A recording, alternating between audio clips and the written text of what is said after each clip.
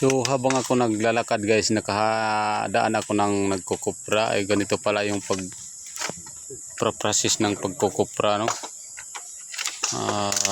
Pinag-aanon muna nila, pinagtutulungan maglokad magawa ng pera para makagawa ng pera pang bigay ng mga uyab, ano. So sa palagay ko naman guys, itong ginagawa nila ay mga 4,000 yata. Tatlo lang sila naglulugit. At sa tabi-tabi dito, mayroon dito babuyan.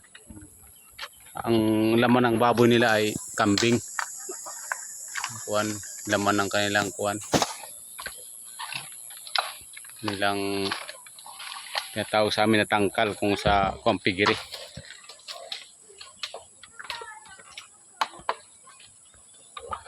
So, ganito kasimple ang buhay namin sa probinsya.